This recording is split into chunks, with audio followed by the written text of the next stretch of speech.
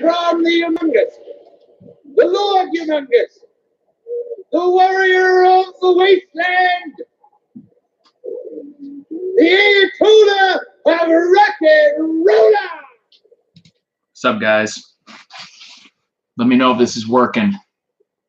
I'm gonna go over this month's battle box, and yeah, it was a good day. We start off with a great come from behind victory for the Florida Gators. Is anybody watching this? Got nobody. I don't know if it tells me. Yeah, got nobody watching yet. Bummer. All right, I'm just gonna keep existing. This is the latest battle box. I'm gonna open it with a little razor blade from the last Good Evening DD Prepper. You guys have seen this one from the last battle box. It's the BattleTech DUT blade. Pretty cool little utility blade. What I don't like is it doesn't have, I don't care that it doesn't lock open, but I do care that it doesn't lock closed, because there's no way I would put this in my pocket or anything like that, because it would just slide open. Dangerous. And in case someone breaks in and tries to interrupt my live stream, I've got my Taurus PT709 Slim with me today. Cool little 9mm slim handgun. You know what I've noticed is that even though when I'm watching videos and people point guns at the camera, it totally weirds me out. I'm like, whoa, I'm so used to practicing superb gun safety and I hate getting flagged, that even when it's like a video that's not even live, when the gun is pointing at the camera, I'm like, holy shit, and have to get out of the way. It's just an instinct. Where have you been? Man, I had a trip to Canada for about a week, so that was a big chunk of it. And then other than that, I've just had a bunch of random stuff going on. I mean, I don't have any good excuse. I'm just a slacker. But I've got some cool videos on deck. I've got one video that I've already recorded all the footage for of how to make a cheap target stand out of PVC for like $10. And footage of me shooting. And I actually shoot it into pieces. Actually, the first time I'm going out there to use it, I miss and blast apart part of it. So I'll put that in the end of the video. Pretty funny, which is the whole point of making a cheap one, because that happens sometimes.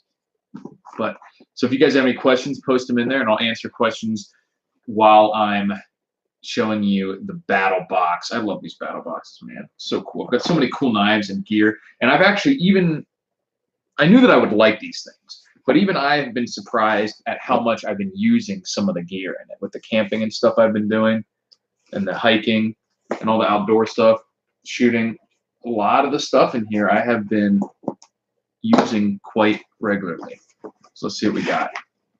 I'm just going to set this here. So if the camera shakes a little bit, it's because I'm bouncing around on the table. We're going to put this aside for now, because I like to try and figure out the theme. All right, first thing we got in here is some kind of bag or satchel. Heavy-duty canvas. Looks like, oh, if this is some kind of like weekend bag, I'd be super stoked. Because I've been using a backpack like a 3-year-old everywhere I go. Oh, this is like a tool carrier, almost like a garden tool carrier of some kind. Or a kneeling mat maybe to do gardening or shooting. Some leather straps, really thick heavy-duty canvas, and it just opens up. Some kind of work mat. We'll see what it is in a second. Next up we have, what is this? Farmhand knife, a hard-working knife. Cool little tube it's in. See what we got. Oh, for wood. You're right. For carrying like firewood. Good call. Collecting up a bunch of logs, put them in there. Not a whole lot of wood out here in the desert. Let's see what we got in this fire tube. Some nice greasy paper in there.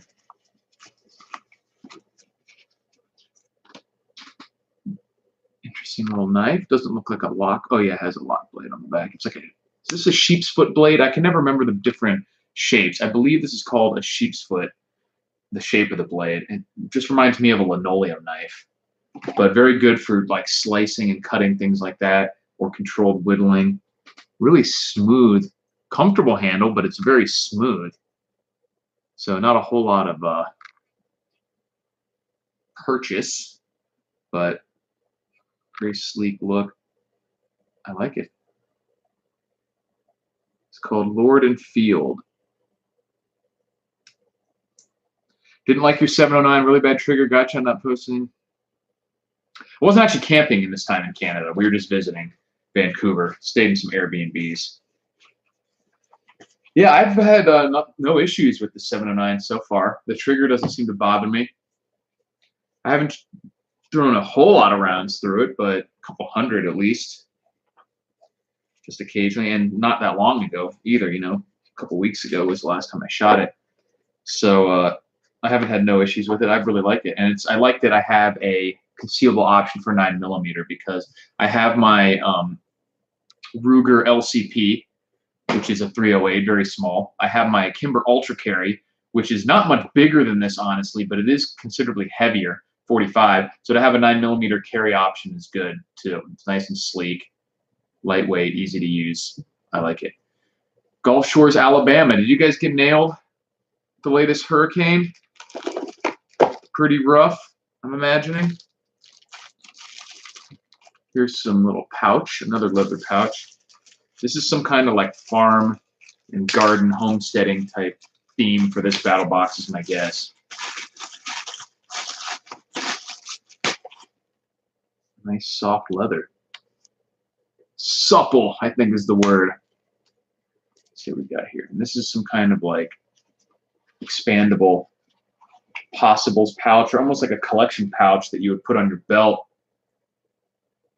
And then you go out to collect berries or nuts or something, anything like that. Empty your squirrel traps, shove them in the bag. Pretty cool. And then it has a drawstring on that too. So some kind of collection pouch for foraging maybe, or getting stuff out of your garden. Pretty cool. Mushy trigger, I'll have to pay attention to how the trigger feels next time. It wasn't anything that immediately stuck out to me as being mushy or anything like that. But triggers are all so different with different guns. Next up, this is, I have no idea what this is. Is this some kind of fire starter? Some kind of fungal wood for composting? I really don't know. It looks like chard. Maybe it's for growing mushrooms? I don't know. Lucked out with minimal winds. However, my friends in Panama City Beach, Mexico. Yeah, I've seen the pictures from Mexico Beach. That was ground zero. And it's been a while since we've seen buildings destroyed like that from just a hurricane alone. It's like totally flattened. That's pretty wild. Most of the time you get damage, shingles missing, but even where they make landfall, they're not only completely destroyed like that. That's wild. So luckily it was fairly localized from what I understand, and it wasn't a huge portion of the panhandle, just really just Mexico Beach and some parts of Panama City. Didn't even go too far inland. It rarely does with the damage just because the winds slow down so much and the storm surge is a big part of the damage. So that's pretty wild. So definitely just shows the need for preparations, because they're going to be without power in big parts of that area for a long time, and the ability to bug out has to be there, because these buildings, some of these buildings were completely flattened. You can't stay if you think that that's a possibility. That would just be foolish. Even if you want to go back immediately after the damage, you're going to have to be able to deal with no power, things like that. So bugging out needs to be an option no matter what your long-term preparedness plan is. Where can you get some of the pouches? This was from the battle box. This month's battle box. I will, in a few minutes when I go over the list, I'll tell you what the brands are. I don't know right now off the top of my head. Wow, you lost second home in Marianna, Florida? Damn, yeah, that's... Sorry, hopefully you got some insurance. Here we have some kind of bandana with identifications for what looks like nuts and medicinal herbs, wild edibles. Pretty cool. For foraging, yeah, so this is all about foraging, it seems. Foraging, you got the picking up wood, you got the pouch for berries and nuts, you got this identification from everything from mushrooms to we got like dandelions and stuff on there, cattails, nuts, pretty cool. And then obviously you have the additional use of the bandana for whatever you need to use it for. Pretty cool. More BattleBox stuff. Wild edibles cards. See, I love survival stuff like this that has multiple purposes. So you could throw something in a bug out kit, because there's lots of bug out situations where you're going to, and I was just talking to my dad about this the other day. I'm going to make a video about this soon. And we're talking about hurricanes too, Katrina and stuff like that. People would show up at these retention centers for, I guess, refugees, for lack of a better word, people who were displaced by the hurricane, with just the clothes on their back, nothing. They certainly didn't have anything to entertain their kids and stuff. So stuff like that's important. And then if you're going to take up space in your bug out bag for something like entertainment, might as well serve a dual purpose, like the ability to identify wild edibles. And that way you're doing double duty on as many things as possible. So that's pretty cool. Just make sure it contains stuff for your area, because there's not all edible plants are going to be everywhere you are. Next up, oh, look at this. Bacon and cheese crickets and cheddar cheese mealworms. These are edible insects. So we go back to the foraging thing. I'll have to eat these on video one of these days. Pretty cool. I think Prepper Princess just did a video not too long ago where she was eating some crickets. Pretty cool. So this is to train you so that you won't be too squeamish eating crickets. Speaking of which, there is a ton of crickets here in Vegas, which is weird because there's not a whole lot of vegetation, and that's primarily what they eat, different types of vegetation. So I wouldn't think that there'd be a lot, but they are everywhere, and cockroaches too, and black widow spiders. Haven't seen any scorpions yet. I know they're out here, but I've seen a ton of black widows. I'm constantly smashing them, and roaches are everywhere outside. They don't really. I spray a little bit in the house, and it doesn't seem to be a problem. But in the backyard, they're just all over the place, and crickets are everywhere. Hi from Colorado to Caleb. Colorado is kind of frustrating me because I'm looking at all the concealed carry reciprocity. And you can cover most of the country by getting a few states. But Colorado, which is what I can definitely see myself going to fairly regularly for doing some outdoor stuff, been there before, want to go back. They don't issue their residents or they don't issue permits for concealed carry to out-of-state residents like a lot of states do.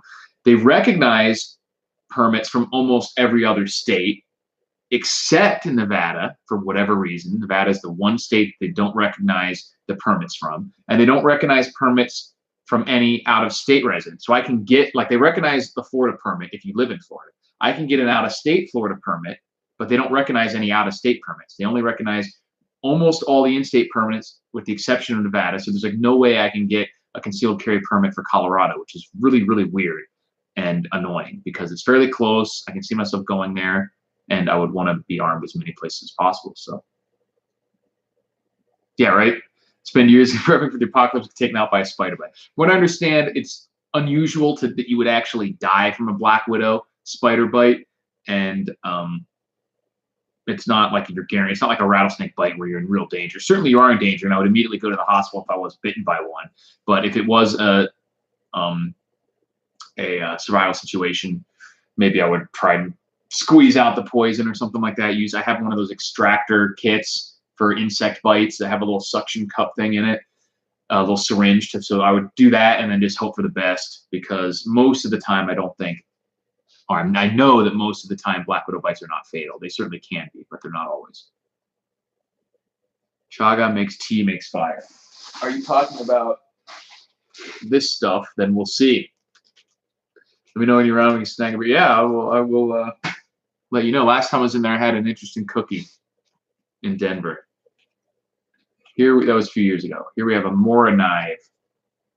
These are always good knives. Super lightweight, super reliable, very unassuming knives. People like these for bushcraft, stuff like that. They have a really thin blade, which makes them easy to do smaller bushcrafting type stuff like whittling and shaping sticks for traps and things like that. They're still super tough, and they're cheap. They're not expensive as far as a solid outdoor survival knife. So I have a few of these now, actually. So maybe I'll give one of these away. I'm going to be giving some stuff away, hopefully before the end of the month here for Patreon subscribers. Some of the BattleBox stuff from either this or past BattleBoxes. Snakebite from Waterbox almost took me out in 2010. Yeah, I mean, any of the pit vipers like that, rattlesnakes, waterboxes, copperheads, you are in serious danger if you get bit, and you need to act on that as quickly as possible because you are in real risk. Pass on the bugs, just wait till the rats come out. It's cooling off, so they'll be coming out. I haven't seen any, I've seen maybe one little mouse or chipmunk out, you know, but I haven't had any of those here in Vegas. There was a lot of rats in Florida, tons of them. I had to get them out of my attic at the house there. And even though with all the snakes and stuff, there was just a lot more stuff for them to eat and a lot more water and things like that. I haven't had an issue with them here with this rental property. I haven't even seen any, so that's good. And the bugs are not even close to being like in Florida. I mean, no mosquitoes.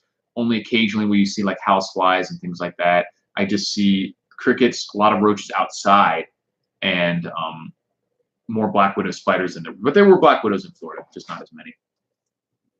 Here we have this is still Battlebox here. Edible Wild Plants, complete guide from the Department of the Army. So that's interesting.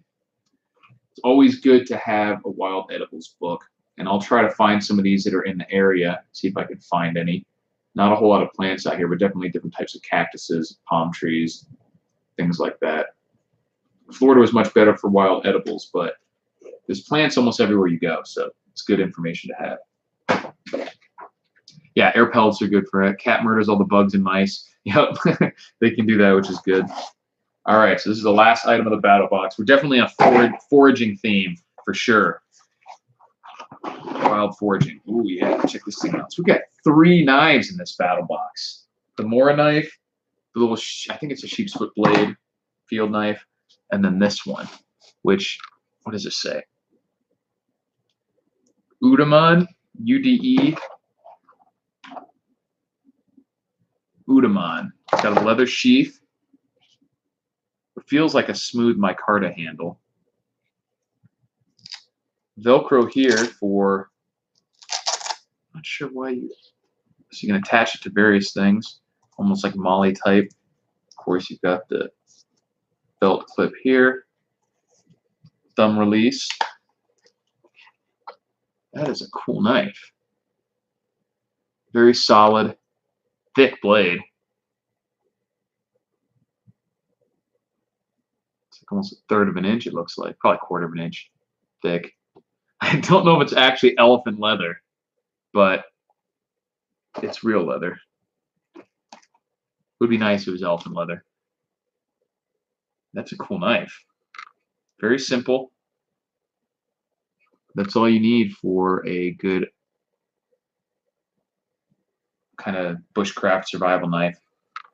Has a nice swell to the handle. I don't like knives that the handles are too thin, because then you kind of overwrap on them and it can actually hurt your hand. But I don't have large hands either, so some are excessively large swell, which I don't like either. But this is a little smooth. Probably a little bit of texture would be better for a serious outdoor knife, but it is comfortable at least. And the shape means that your hand is not going to slide off too easily there. What's up, Prepper Princess? How you doing? I was just talking about you a second ago. Now you're going to have to go back and see what I said. Because this battle box has crickets in it, and I think you did a video not long ago where you're eating like crickets. So I'll have to give them a shot, see if they're any good. These are bacon and cheese. Are those the same ones you got? You have to let me know. So now we're going to find out what this weird stuff is as I read the list. Let's see what we got. Chaga chunk. Someone said chaga tea, right? Yeah, that's what this is. You can make tea or do something with it. Foraging bandana, wilderness playing cards, flavored crickets, flavored larvettes, a couple knives, canvas trail bag, log carrier, the Mora knife, and the Kudaman micarta scales leather sheath, which I really like that knife. That's pretty awesome. I lost my chat for a second. There we go. Another bag of cricket chips. They're not. Oh, that's what it was. They weren't actual crickets. They were chips made out of crickets. So this one includes real crickets. So we'll have to eat those at some point. I'll do a video where I'm eating those. All right. See you later, Caleb. Thanks for stopping by. Whew. Oh, you're trying to pimp products on my live stream? No, I'm joking. That's fine. Oh, but it won't let you post the link anyway. That's fine. Did you do a video on the Itty washing machine? Because I haven't seen that lately. The chips are made out of cricket flour. It's real flour made from dead crickets. Yeah, this is actually just baked crickets. Whole cricket. I'm going to go ahead and eat one of these. We're going to dinner in a few hours, and I'm saving my stomach space, so I'm actually kind of hungry. So I'll eat a cricket.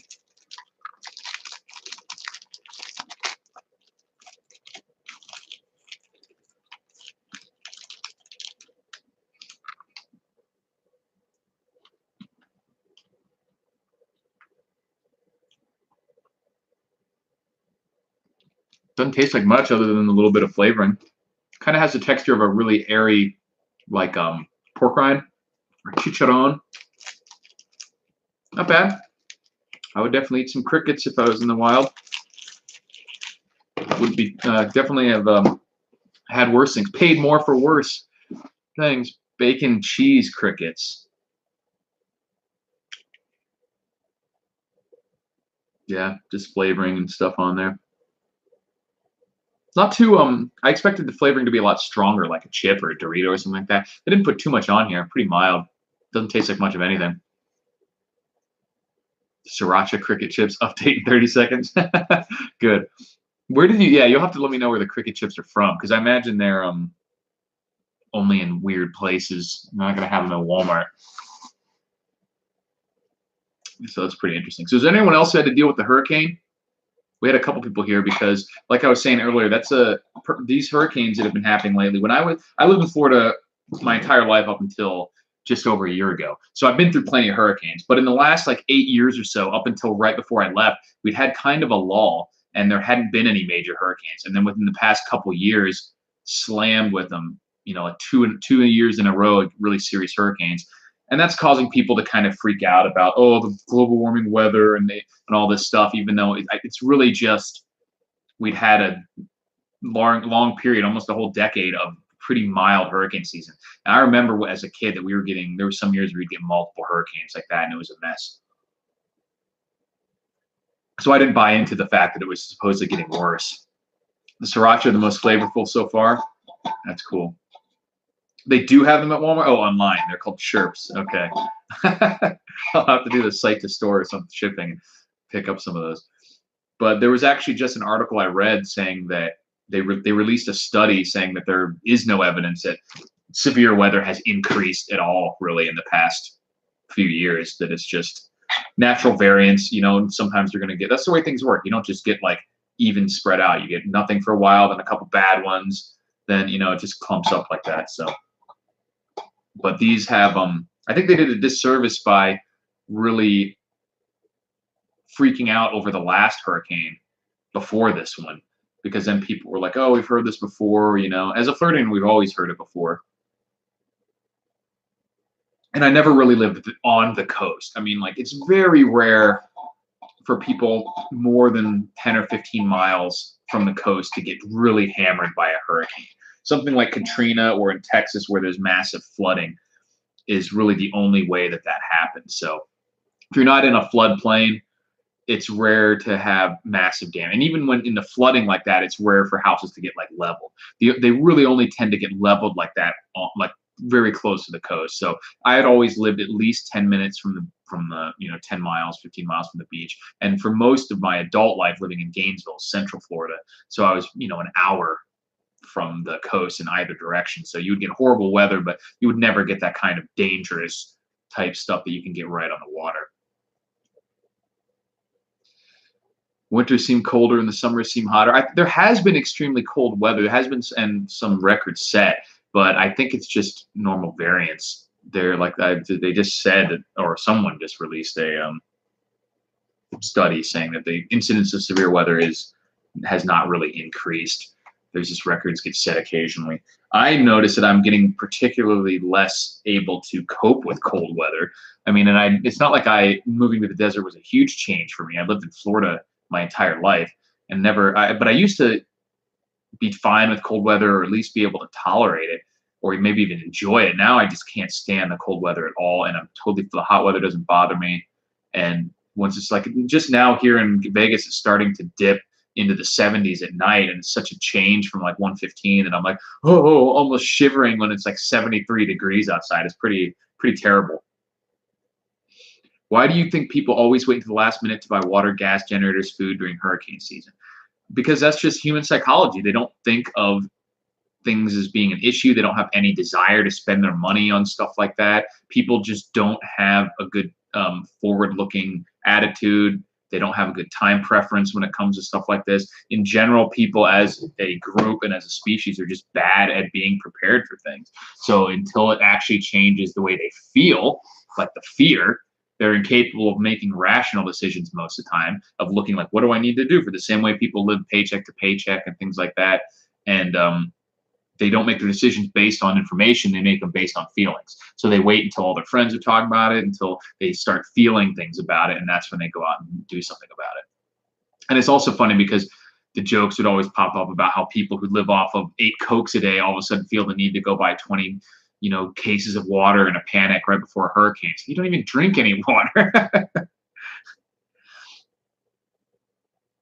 Oh yeah, like Kelly, if you I'm not saying you don't need to board up your house, because you still have flying debris and stuff like that. Definitely you can have damage, shingles missing, stuff knocked over, power lines, trees falling on your house, but you just rarely see the total like destruction of a building that you do on the coast if you're more than 10 miles in. Yeah, dune buggies, heat. I love the desert too.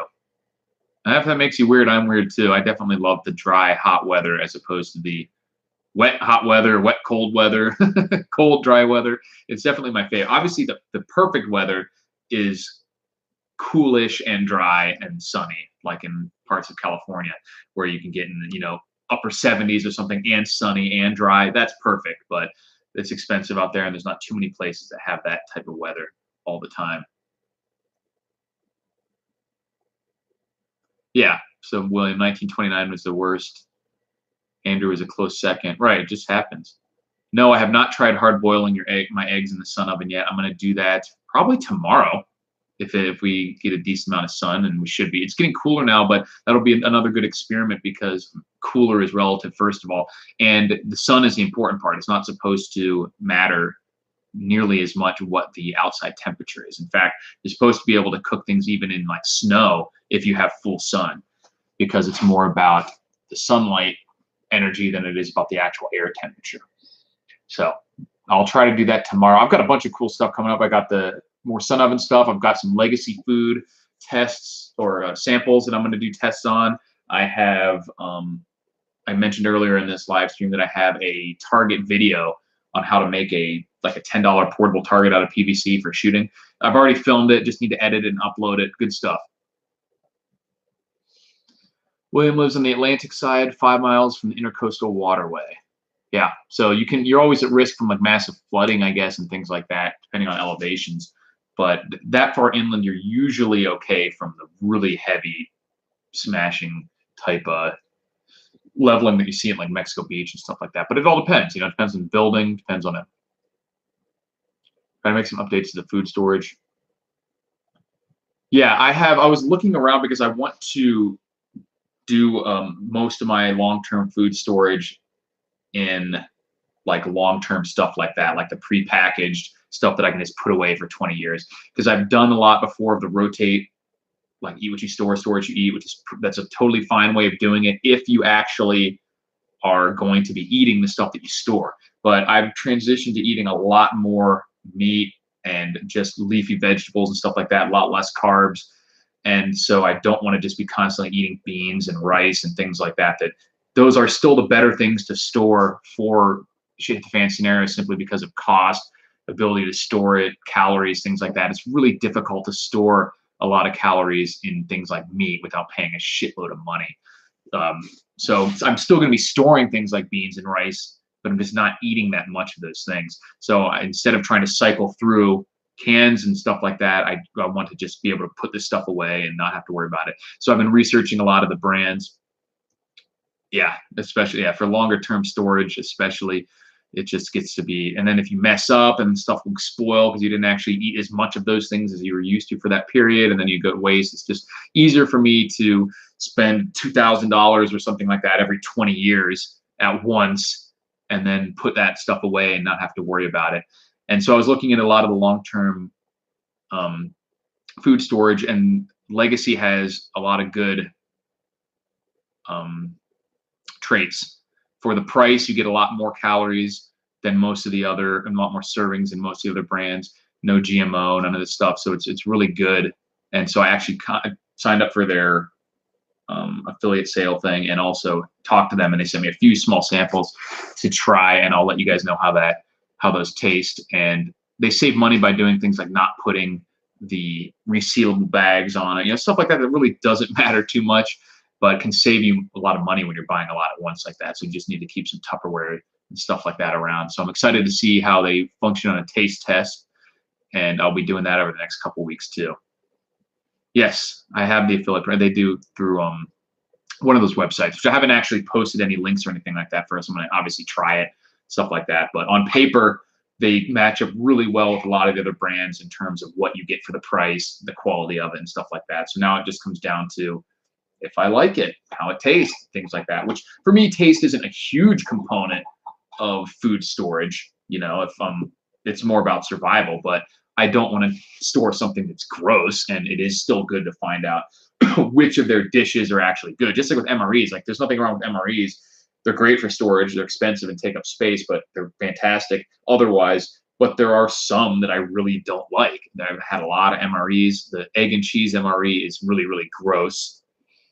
And even though eggs and cheese are something that I normally really love, and I have a lot of the powdered eggs, and that's a big chunk of my protein plan for my food storage is like powdered eggs and things like that, because it's so much cheaper than any other type of protein, like meat, freeze-dried meats, canned meats, things like that. I mean, with the exception of beans, which have protein in them but don't have full branched chain amino acids and whatnot.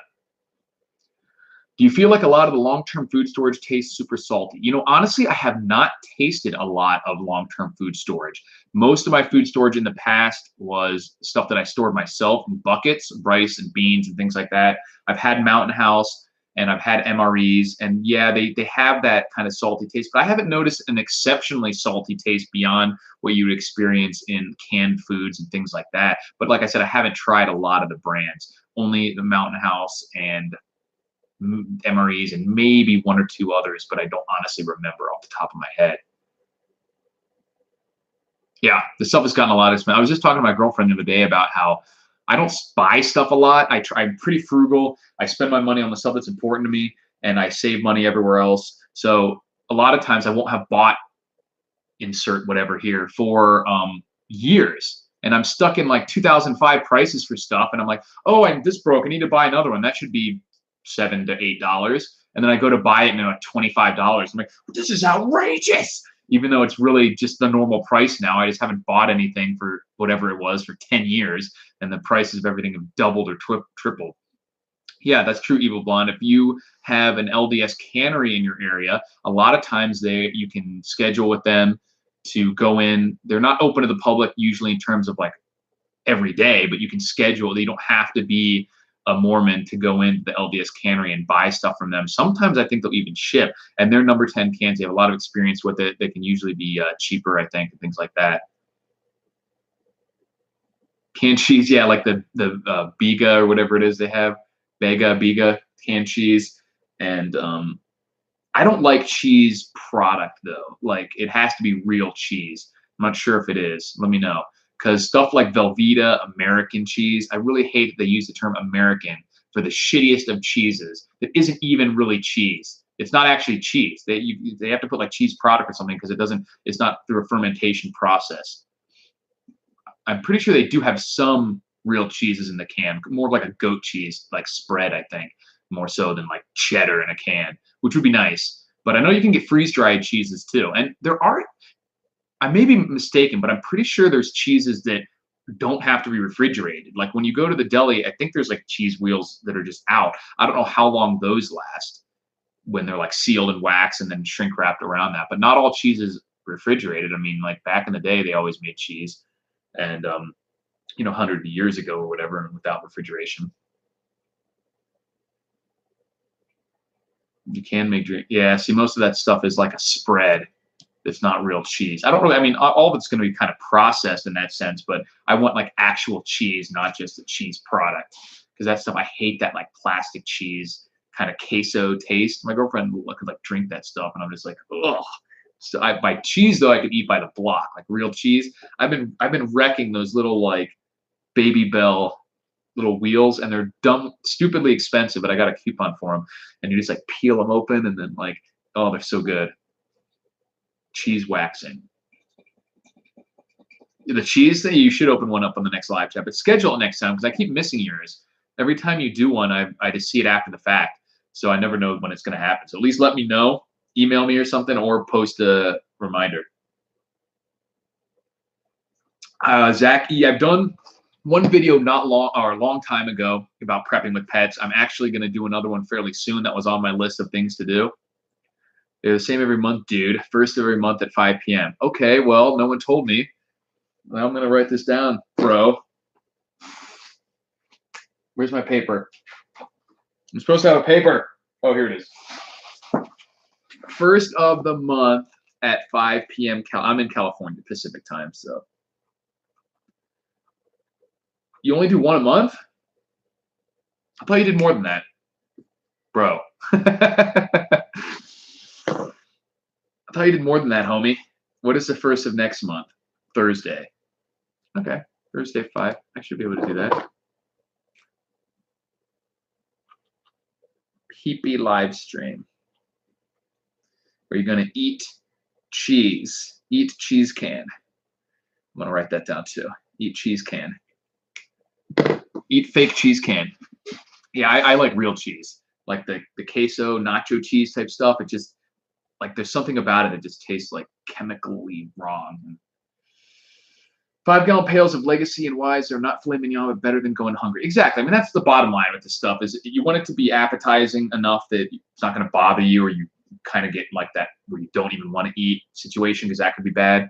And it doesn't eat, but it doesn't have to be delicious. It just has to be healthy, has to get you the calories you need, and it needs to last, and it needs to be relatively inexpensive and not have any crap in it if it doesn't need to be there. And that's why I've been looking at legacy food. The calories per dollar is really good with them compared to a lot of these other brands where they're like 6 months supply and it's like 800 calories a day or something like that. It's just not decent.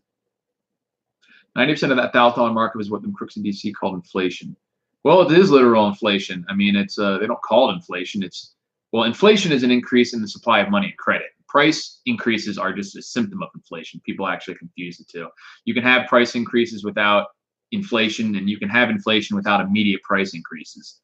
Sometimes that money will go somewhere, but if the money doesn't get into the market or the actual being used money supply, you won't see price increases, even though there has been inflation.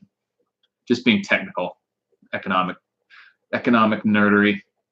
What type of preps do you have for manga? I forgot to answer this question, Zach. I have extra food, 6 months of dog food, just like I do for myself. Well, I don't have dog food for myself, but 6 months of food for me. I store up just extra food for him. With him, it is easy to do a store to eat what you store thing, because the bags of dog food will last more than 6 months, and I just have it scheduled on Amazon to send me to auto purchase a bag every month, because that's where I get it anyway, and it gives me like 10% off to do an auto purchase. And that way the total number of bags of dog food that I have at any given time is the same, and I just write on it when I got it, like what the date that I got it, and then open up the newest one, and then, or the oldest one, excuse me, open up whatever one is the oldest one and use that, and then the newest ones go to the back of the line.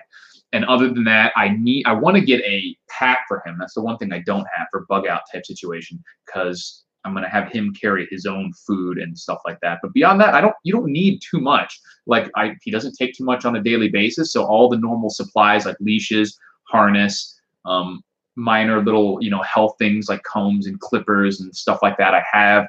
And the only thing that I need to get is probably some kind of portable water bowl just for him, like a lightweight, flexible one, and the pack so he can carry it all. So in terms of normal preps, I have everything I need for him, nothing fancy, just all the stuff I use for him on a day-to-day basis and just store a little bit extra of it. The only things I'm missing are a few things for a bug out scenario, which in an emergency, it wouldn't be an emergency, you know, I would just have to carry a little bit more on my person.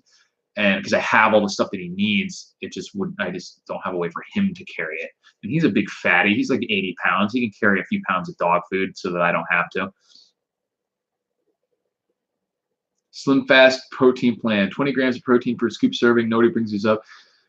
Yeah, it's actually true. I have some of the whey protein powder stuff too, which is not that expensive if you get the I don't know how much the Slim Fast stuff is, but anything like that that's powdered, like you can even, another good option is dehydrated milk. It's basically just pure fat and protein, and you can store that for quite a long time compared to a lot of other, I mean, it's a dry good, you can vacuum seal and everything else like that. And it's just not the best, most appetizing way to eat your protein. I love eggs. Eggs can be mixed with the rice to make like the fried rice type stuff. They can be added to a bunch of stuff. You can add the protein powder to the, you can even add the powdered eggs to the, that stuff's all been already cooked if I'm not mistaken. So it's probably safe to just eat the, like dump the powder into a thing and chug it. Yeah, that's a good idea. I mean, it doesn't matter what it is, as long as it's something that you like enough to eat, is going to last the amount of time that you need it to last, and fits within your budget. There's no reason not to use anything in particular. Everything has upsides and downsides. It's a fine idea. And if I'm not mistaken, like the Slim Fast stuff is like chocolate flavored and everything, right? Which I'm weird. I don't know if I've told you guys this before, but I hate chocolate. I despise it. I can't eat anything. I will like gag and stuff if I eat anything chocolate. I don't eat M&Ms. I don't eat chocolate milkshakes, Oreos, candy bars, nothing with chocolate in it. No brownies, no chocolate cake, no chocolate syrup, no chocolate ice cream. I can't stand it. I don't eat it ever. And nothing in my preps is chocolate. But I was thinking about it, like the way my weird mind works when I'm like walking through the grocery store, like what if there's an EMP like right now and I had to just like load up this cart with as much stuff as I could and pay with cash and just go home in the dark. Obviously I would get rice and stuff for myself, but I was looking at those like Symphony, because on the other hand, my girlfriend is like a chocolate freak. She loves chocolate. Those Symphony like chocolate bars, they're like this big. One of those bars has like 900 to 1,000 calories in it. So I would just get like a big stack of those things, and she would have a delicious lunch every day for a couple months. They probably melt, but it's still edible. Yeah, sticker shock is getting bad, especially when inflation is kind of probably picking up speed with a lot of things. And I'm getting older, so I'm just like out of it more. You know what's funny, Zach, is I was just talking about this with my dad, and that's why I wanted to make a video about this soon, so I'm not going to go into it too much. But it's insane to me how people just will abandon their pets in these disasters. Like, yeah, you don't have, like, you have a Honda Civic, or even if you're walking out of there, you can't put them on your fucking lap, you know? Like, why would you have a dog if you're not even just going to grab it and throw it in the car when there's a disaster? And worse than that is, okay, you're abandoning your dog. You're a piece of shit. You don't want to take him with him. At least let him out to free into nature so he has a chance. Like, I mean, that's irresponsible legally and stuff too, but it's not as cruel as just leaving them tied up in the backyard or something. Like, a lot of these disasters will go around, the dogs are still like leashed to like a pole or something. It's insane. Or they're stuck inside, so they don't even have a chance to like swim if the floodwater's rising. It's insane. I would beat the shit out of somebody if they left their dog.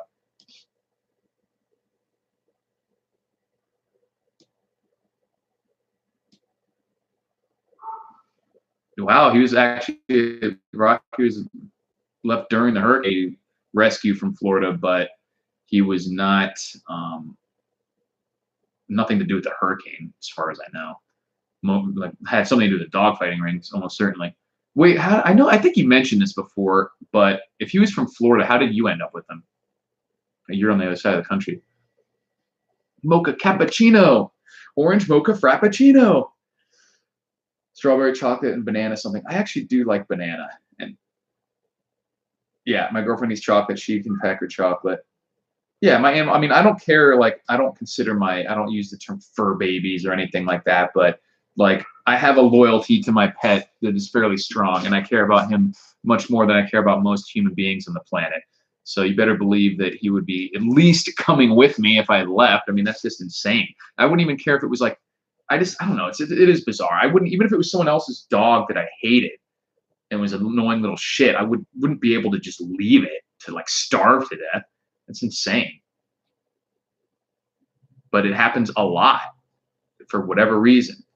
People, I don't know if they think that if they're just not thinking, if they think they're going to be back in 12 hours or something, if they're just pieces of shit and don't care. But that's what's so weird to me is if you don't care that much to where you would leave your dog to starve to death or drown and shit the house for like a week before it starves to death or something or dies without water, why would you even have a dog in the first place? Why wouldn't you just save the money and not have to deal with having a pet if you care that little about it? ARF Animal Rescue Foundation. They fly them in the, okay. Wow. They flew him in. He should feel special. Oh, what's up? What's up, Von Blicken Schitzel? How's your Facebook band coming along? Good deal. Yeah, so the like the idea that you would have a pet and not at least take him with you is just insane to me.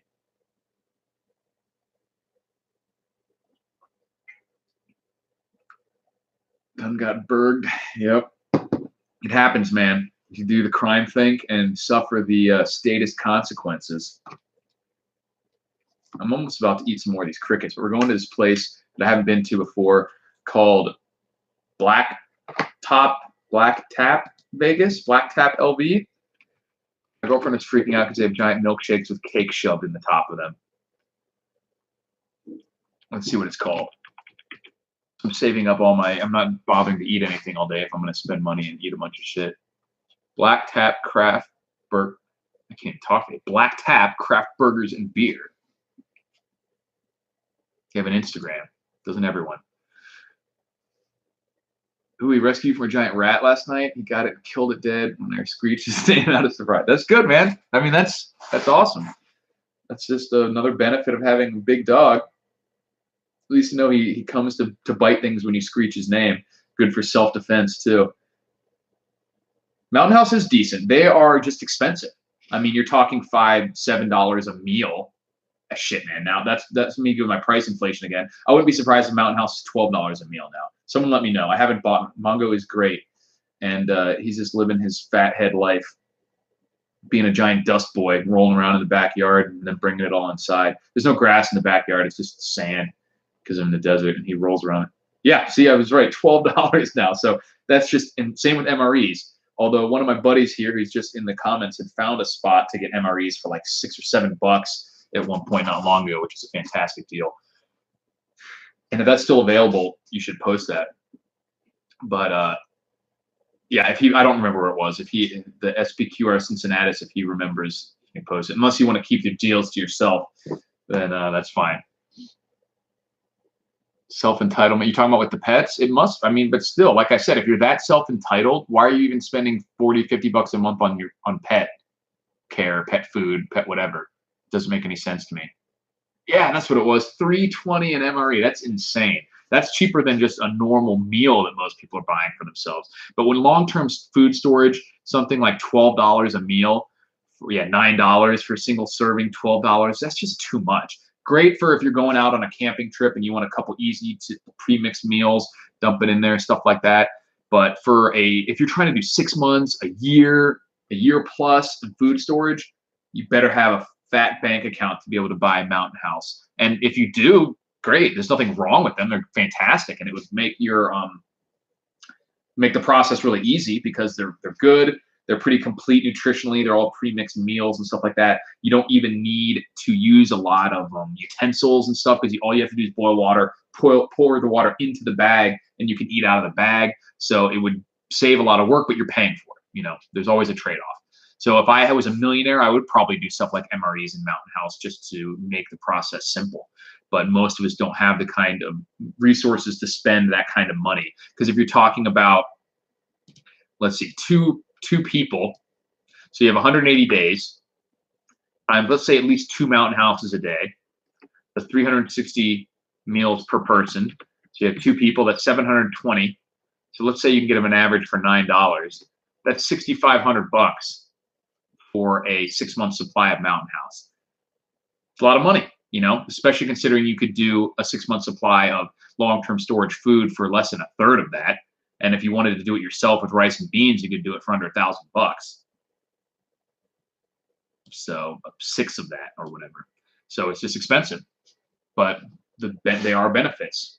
And I would love to have a huge stash of Mountain House and MREs and things like that, just because it's so simple and I know they're decent.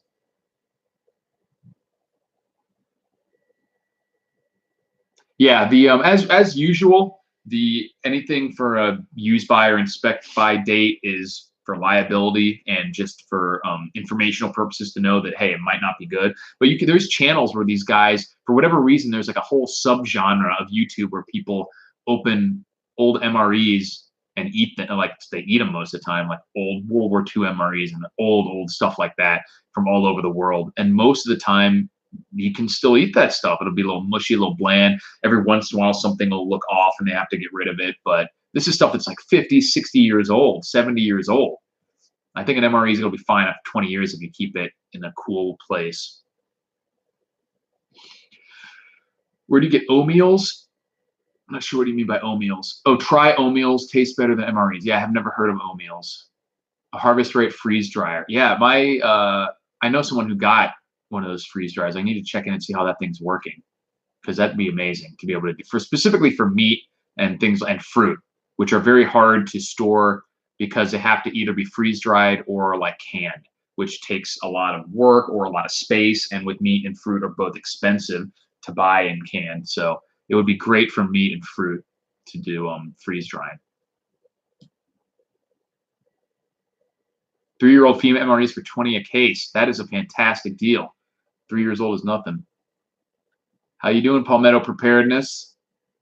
Have you ever created a fully detailed list of all you have, including the calories needed? I have. It's no longer valid because I got rid of a lot of the long-term buckets I had before I moved out here, because they'd already been like 6 or 7 years old, and I was really low on space and weight for the truck that I was moving, and I wanted to switch to the new stuff. So I'm gonna, once I get it back up to where I need to be totally, then I'll write it all down. But I don't have a list currently of food. I used to have it for ammo, for food, for pretty much everything. So now both the food and the ammo are outdated, because if anything, I have more ammo now, a little bit less food, and well, significantly less food right now. I probably only have like, oh, it's not good. I bet I only have like 2 months worth of food right now, because I was researching to find which one of these I want to get, whether the Legacy, Thrive, Mountain, stuff like that. So Legacy, that's why I got the samples, because I'm thinking that that's the one I'm going to get, because as long as it tastes good. So that's what I'm going to do that. Yeah, old MRE. I just wouldn't pay as nearly as much, obviously, if it's an old MRE, but yeah, I know those. It's weird how much views those MRE videos get. Some of those guys have like 1 million subscribers. All he does is eat old MREs.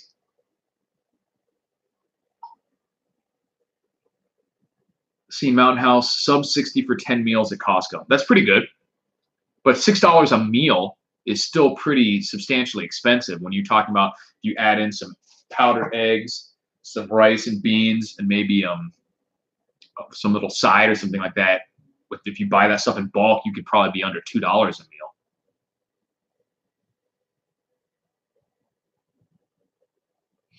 meal. Still planning to go out and scramble to get the bulk food.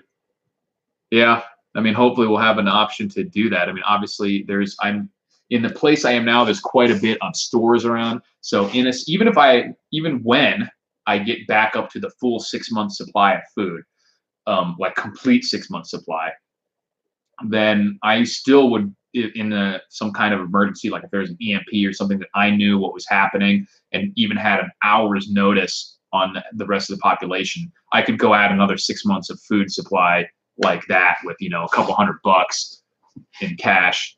And then if not, if you didn't have that opportunity, then you have 6 months. And if I had even an hour's notice, I could get that up to a year pretty easily for 2 people. So that would be my plan, because I'm close enough that even if like super EMP and all the cars stop working, I could hoof it or bicycle it to any of the nearby stores and just load up on as much as I could, pay with cash, or lead and get what I needed. Tried posting my laptop, but it would not post. Did a test of 20-year-old Mountain House plus various canned meats and veggies, 18-year-old vacuum packed coffee. Yeah, I mean, most of that stuff, if it's sealed, dry goods, sealed with no moisture or insects or anything like that in there, they will last generally indefinitely. Like, I wouldn't be surprised that stuff would last 50 to 100 years. Certainly 20 years is not normally a problem if it's stored well for most of those things. It just might taste kind of like stale, almost like freezer burn, kind of dried out, but you'll get nutrition. It won't be dangerous, things like that. Especially if you boiling it, like any residual insect or anything in it, because that's really, even with bugs, if you crack open in an emergency situation, something like rice, and find like weevils in it or something, that would be annoying, but it wouldn't make you throw all that stuff away. Most of those things would not be dangerous to just cook the bugs in there or pick them out if you're really worried about it.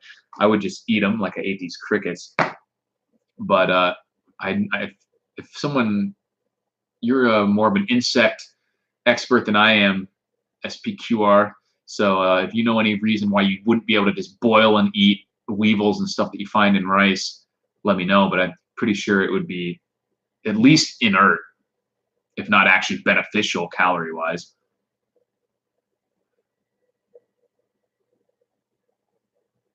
Yeah, for kratom is interesting because it's been outlawed in some countries. Some states in the U.S. have outlawed it.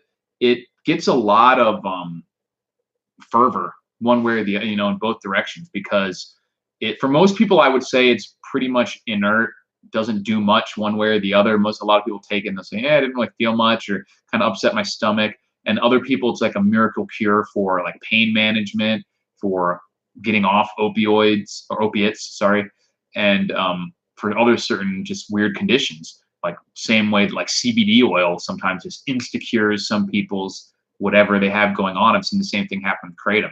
And I take it for what I call restless leg syndrome, but I don't know if that's really what I have. That's just a symptom. I feel a lot in my shoulders too, not just my legs, but it's just like a twitchiness, or like some kind of just like buzzing almost in my muscles or joints or whatever. It could be some kind of just generalized inflammation. And it just, everyone is like, "Oh, take magnesium, take this, do that." And nothing worked.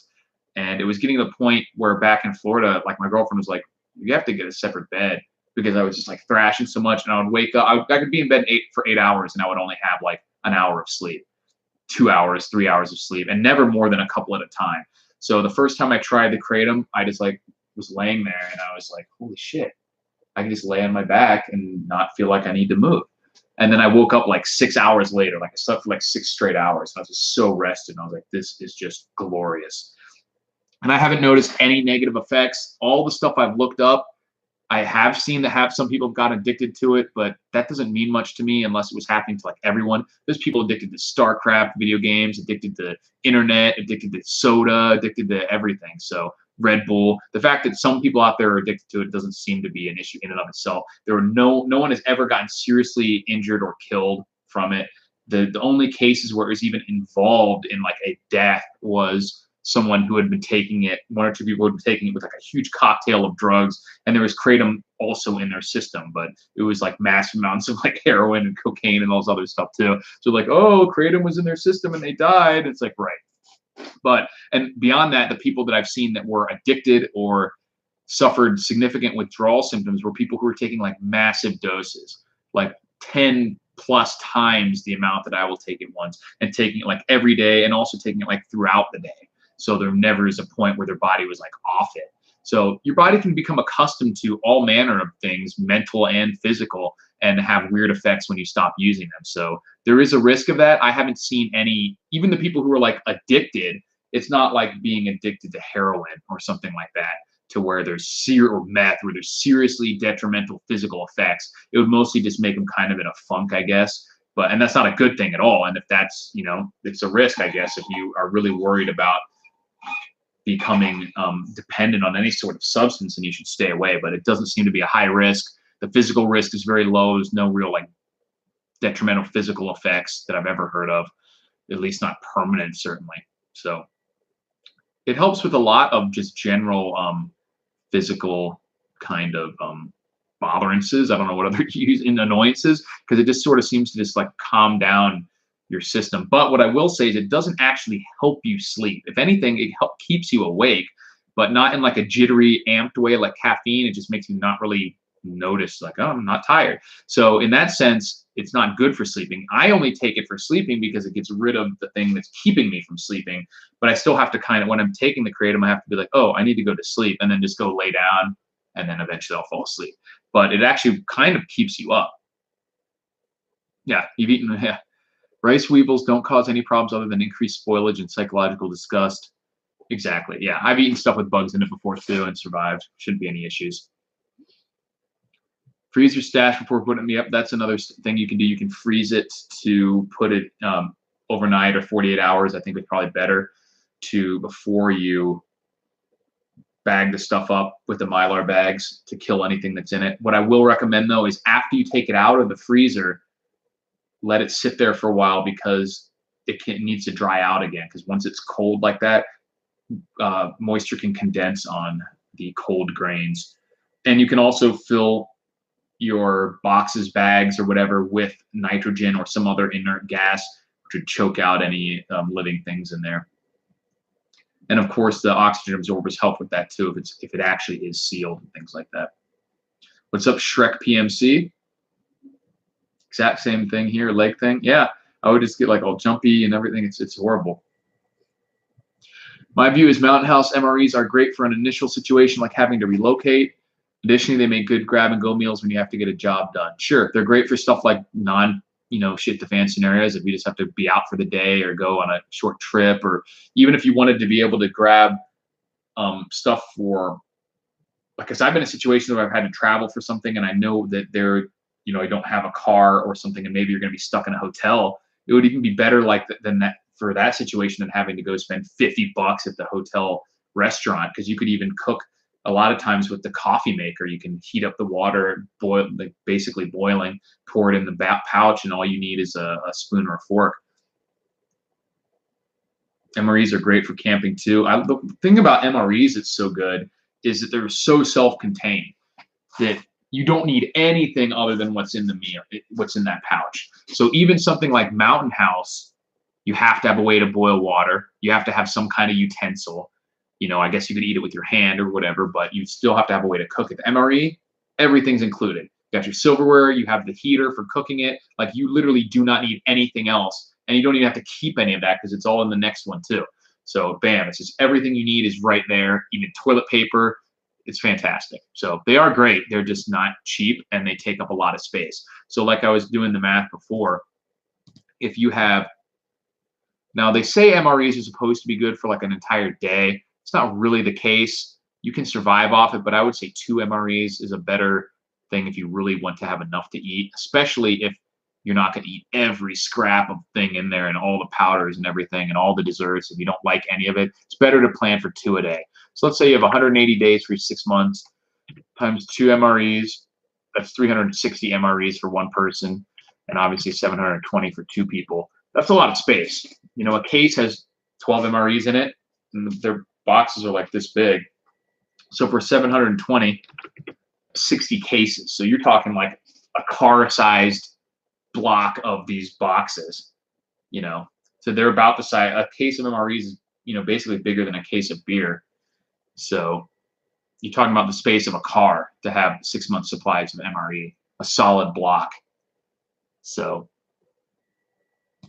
that's a lot of space and expensive. Not outrageously expensive. You can find them for $5 to $7. Sometimes some people have been able to find them for even less, but count on $7 to $10 for an MRE, and then you need 700 of them or something. So you're talking thousands of dollars. Yeah, kratom is a gateway drug to all sorts of to 720 known perversions and drugs, and no one should ever do it. You shouldn't even inject 1 kratom or snort 1 marijuana. I didn't know that Mountain House had advice phrases in the bottom of each pouch. I'll have to start reading it. I prefer my Panda Express Fortunes.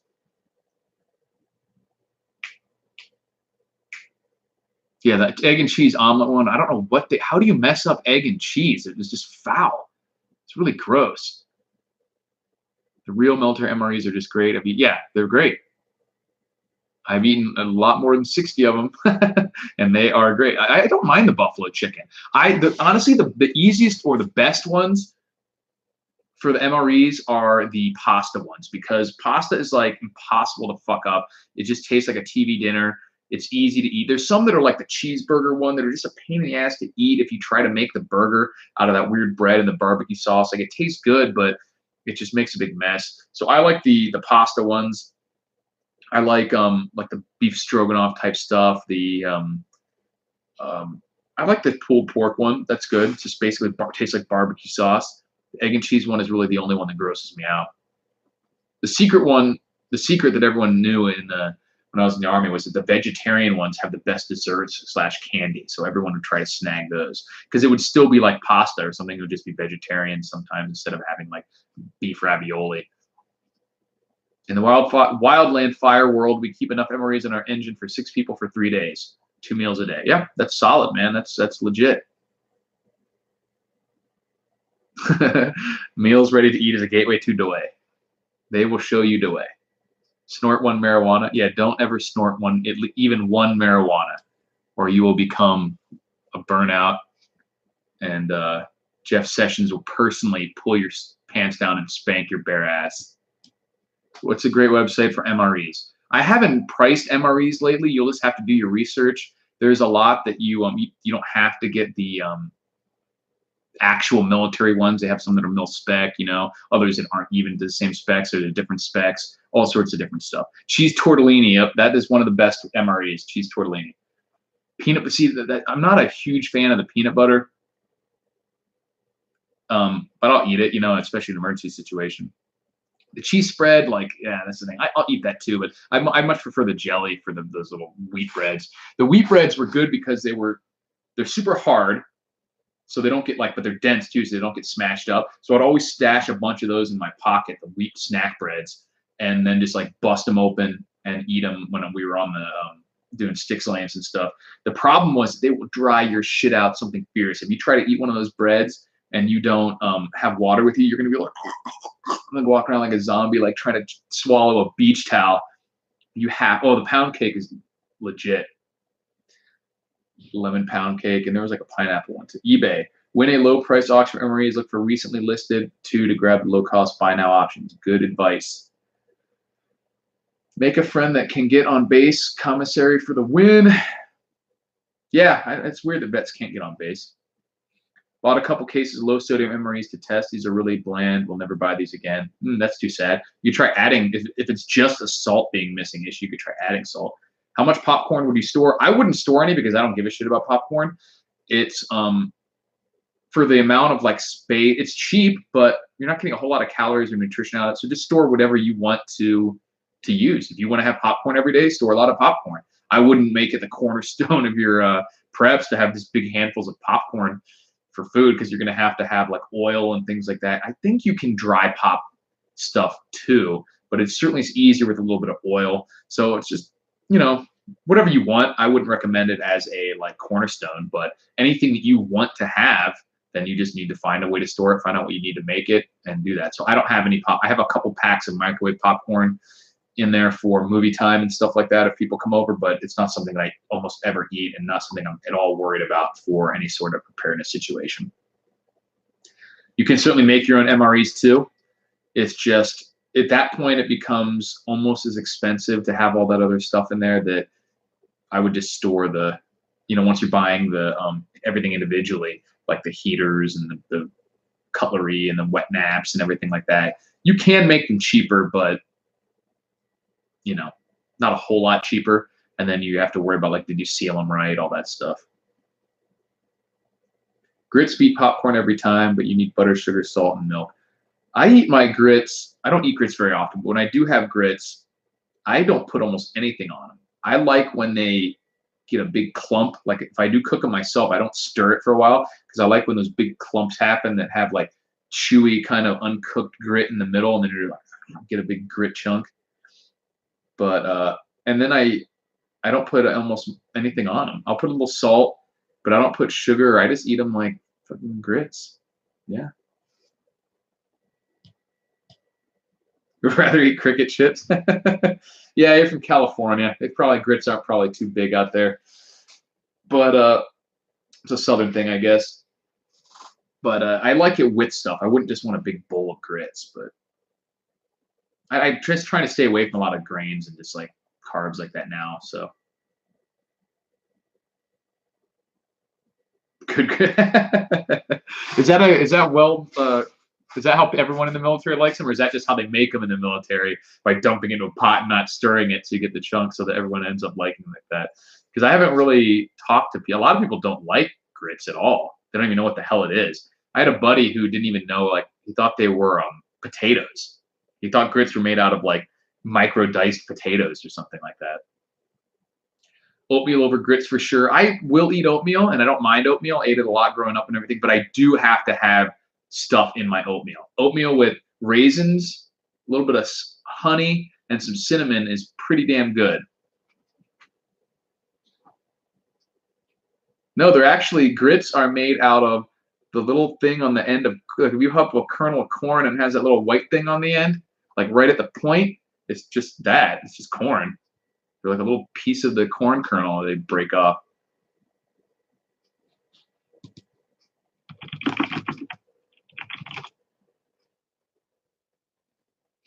Grits with cheese, raw onions, bacon, salt, and pepper are great. Bacon's obviously good. I love onions and everything, raw, grilled, diced, dehydrated, whatever.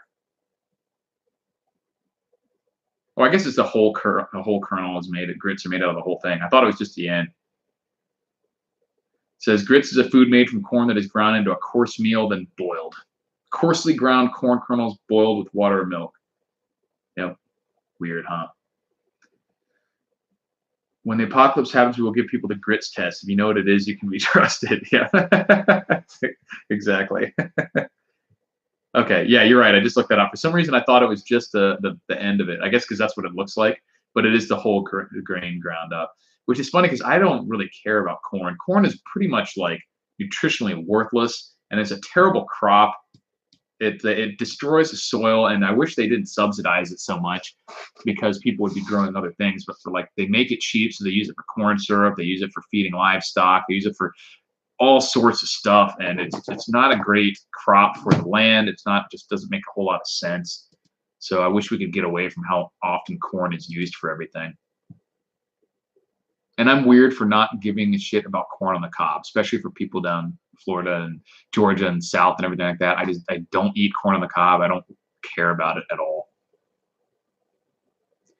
Says, do you think in a shit hit the fan scenario, people come after you personally and your supplies? I get tired of hearing that all the time. Yeah, I think I mentioned that in one of my videos, or one of my live streams at least recently, where there's a certain class of people that watch the videos that just say, oh, it doesn't matter, people are just going to kill you, take your stuff. Or what are you going to do when 100 people show up and all this? And I think it's like a mental thing to try and like convince themselves that it's fruitless to try and stock up, because then they don't feel like they need to do it.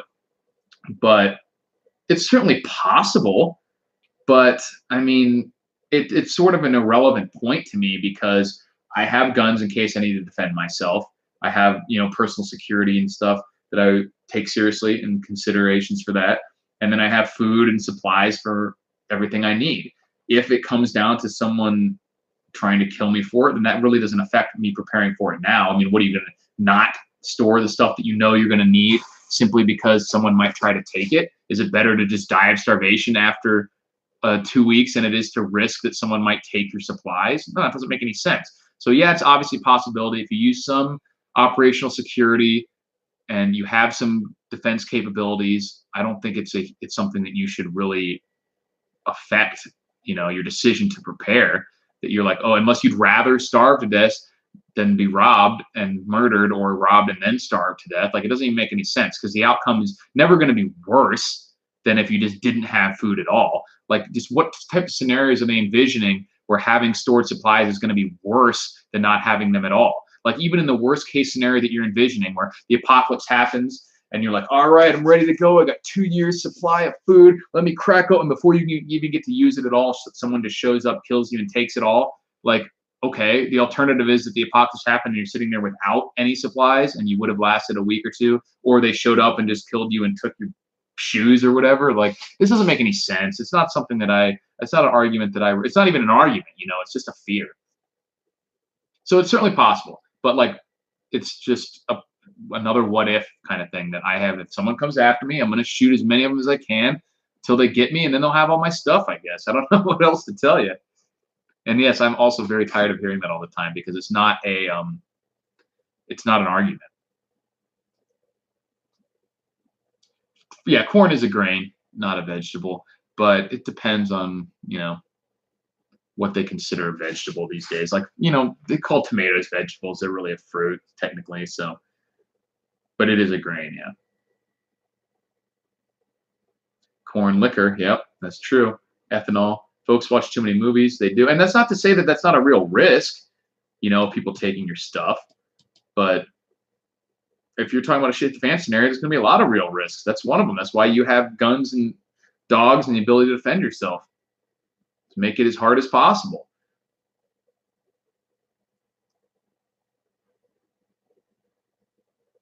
Yeah, exactly, Prepper Princess. You can do endless what if. And I even made an old video years ago called Don't Be a What If Prepper. That's why I'm so big on deciding ahead of time what is your preparedness plan. For me, it's 6 months. And then getting to that and then basically being done and just keeping up with it. Because otherwise you get into this constant what if scenario. Like, what if I do this? Oh, well, then this could happen. What if this happened? Oh, well, then that. What if the super caldera goes off in Yellowstone and all your preps are worthless? Like, okay, I'm going to be dead then, I guess. You don't live forever anyway. What if eventually I just get old and die? What are you going to do? I hate it. And it's not helpful. If you can find 100 random people that work together for one goal even now, then you have something special. I agree. And it's certainly going to be difficult in this situation, like in any sort of serious shit the fan scenario. Always thought it was a control thing. People try to pretend they can control something that's uncontrollable. Yeah, either that or it's like the opposite. Like they feel like they can't control it, so they just give up. And they try to feel like they are making the decision, or like you said, they're controlling it in a way because they feel like they can't control it, so then they try to exert some control by recognizing that. I don't know, it's weird. It's just either that or it's just a way for them to tear down and try to attack the people who are doing it when they don't really care. They're not preppers really to begin with, and they just laughing because, oh, if there is a real thing, it's not going to matter. Like they say, it's not going to matter. Like you're stupid for being prepared. And even if you are not stupid, then it's not going to matter anyway, so you're still stupid kind of thing. So it's dumb on their part, and it doesn't bother me other than it just gets annoying having to constantly deal with those type of questions. How you doing, Mad Bear? You've gotten in near the end. I'm about to wrap it up, but thanks for stopping in. You can watch the whole thing after I'm done. What's up, Iridium? Some asshole stole my credit card information last week. I guess they used a skimmer. That's a real risk these days. I know now that it's happened to me. It is. Luckily, most credit card companies are incredibly easy to deal with that type of scenario. And you just say, hey, I have a fraudulent charge. This was not me. They remove it. They send you a new card. If anything other than that happens, drop those fuckers and get a new credit card company, because all the credit, I've had tons of credit cards. I churned for the points and everything like that. I've had a few of these issues happen with fraudulent charges. And every time, if it's a legit fraudulent charge, they just say, okay, here, card is canceled. Here's your new card. We've refunded that money to your account, and it's never been an issue. So if you even have to argue with them about it, just tell them, like, this is bullshit. I don't have to deal with this. Like, there's no other credit card company that would ever make me do this. And just get the hell out of there and leave there. Close the account. What's a good bullet count for an AR-15? At least one more than you have to shoot at somebody. There is no official answer. It depends on what you end up having to do. You can never have too many bullets. There's a quote by what is it? Same guy who wrote Tom Sawyer, Mark Twain. Was it Mark Twain? Something like that. Like there are 3 things that you can have too much of, or that you can't have too much of: whiskey, bullets, and something else. Yeah, forget the cop. Anyway, so there's some situations you may be in a situation where 500 rounds or 100 rounds would last a lifetime. Another situation, you might go through 5,000 rounds. I think it's unlikely that the more you're going through rounds, that would mean that you are being in risky situations. So the more rounds you need, the less likely you are to need more, because you're going to be exposing yourself to risky situations.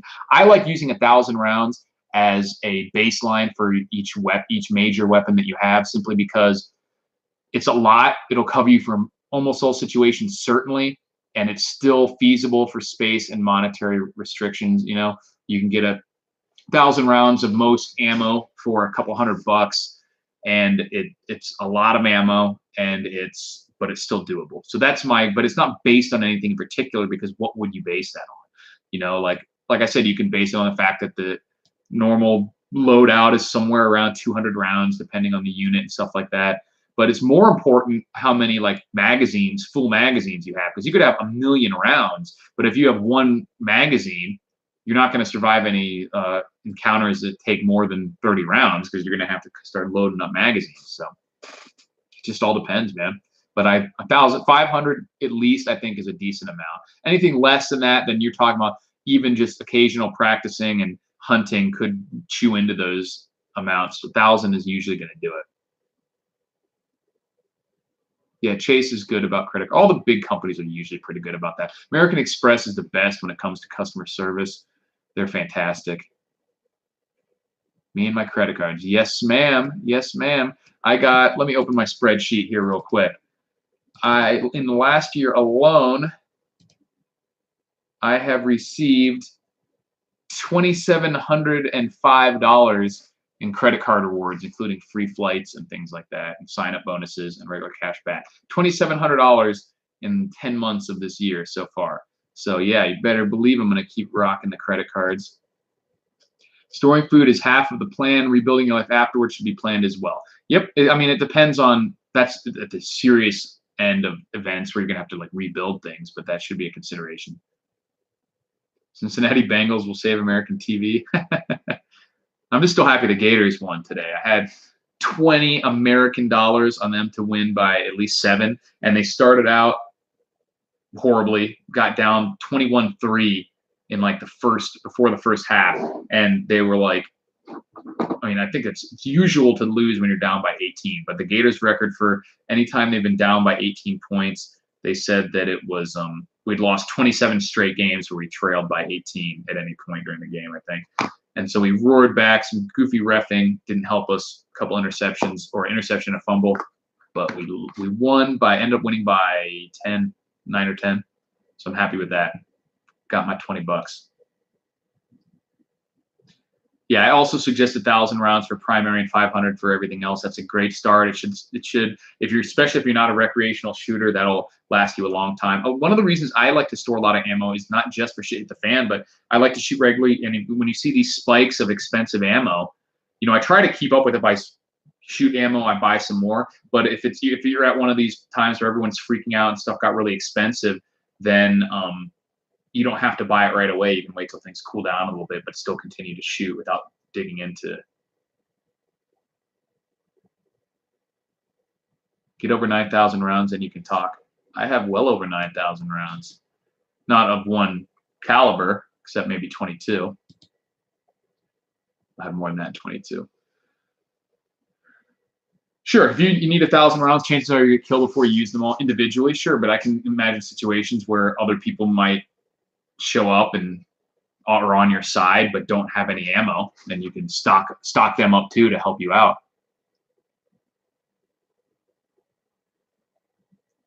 Yep, survive the purge. Never wanted to kill anyone. Figure 3 bullets each wild game animal to shoot and eat. Anything beyond that is gravy. Would only kill if I had to. That's good. I only make about $200 to $300 a year. Oh, because you only put your just your automatic bills on your credit card. I have that too, but I put all my spending on credit cards. For one of the reasons, obviously the points is a huge reason, but the tracking for me. I am not as good with cash. For me, cash feels like it's off the books, and I will never remember if I'm out with friends, if I got did I get 1 beer or 2 beers, or what exactly did I buy at the grocery store? With some of that grocery, some of it was household stuff, and I like to keep really detailed spreadsheets of all my spending. And the credit card is the best way for me to go in there. Obviously receipts if it's different things at one place, but when I go in and say, okay, yeah, I did spend 20 bucks at that place, not 18 or something like that. I'm at school asleep right now and I think the heating just broke. Hey, I'm in Nevada, so if the heating breaks here, oh, the heating broke, not the coolant. Yeah, if the heating breaks here in the winter, it's not that big of a deal. Yeah, I made a video about Palmetto about hunting and shit at the fan and how people are.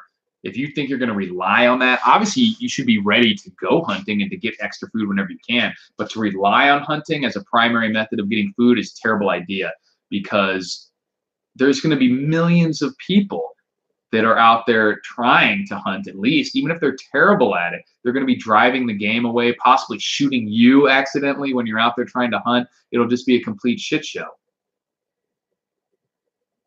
Even the back in the colonial times and stuff, the Indians had to keep moving into uncharted areas because of the white settlers driving the game away or shooting it all. And now there's hundreds of millions of more people than there were then, and less areas with wildlife. So yeah, I agree, Iridium. What is the worst BOV you can think of, Mazda Miata? The worst bug out vehicle would be none. I mean, obviously, if you're in a situation where you need a vehicle, any vehicle is going to be better than not having one. I think something really tiny like that, really tiny, really weak engine, is going to be bad. So like a Miata or some smart car or something like that. At the very least, they would get good gas mileage, but you're not going to be able to carry very much stuff. So other than that, like the cars are cars. And you're not really going to see a big advantage until you get to like speed, space, gas mileage, four-wheel drive, things like that. So car is a car for the most part. You have Fiat, stuff like that. Yeah, deer would get wiped out. Everything would get wiped out. Yeah, duck ponds, you go grab you some duck. But again, like how many ducks are out there? And how much people don't realize how, like logistically, how much meat and things like that it takes to survive. Even if you go to Walmart and buy a plump, juicy rotisserie chicken, and eat the whole thing, that's only like 1,800 to 2,000 calories. So that means like a juicy chicken raised up to be as big as possible is going to feed you for like one day. And you're talking about squirrels, ducks, and stuff like that. Like they're going to be gone really quick if everyone is out there starving. All right, speaking of starving, it's time for me to go get some dinner. So I'm going to look at one or two last things. They're all over Pahrump, crickets, and big roaches coming from NYC. Yeah, it's weird. Yeah, there's all different types of roaches. It's really bizarre. 400 ducks. Yeah. But anyways, thanks for watching, guys. I will talk to you later, and I've got more videos coming up. I know I've been slacking, but I got at least one already filmed and more in the tube. Do go live regularly. I do. I've been, not this past month, I've been bad about videos in general, but I've been doing about once a week live. So if you want, I can shoot you individually a text if you want me to when I'm going live. The times are always going to be kind of weird for you because of the time difference, but thanks for watching, guys, and I'll talk to you later.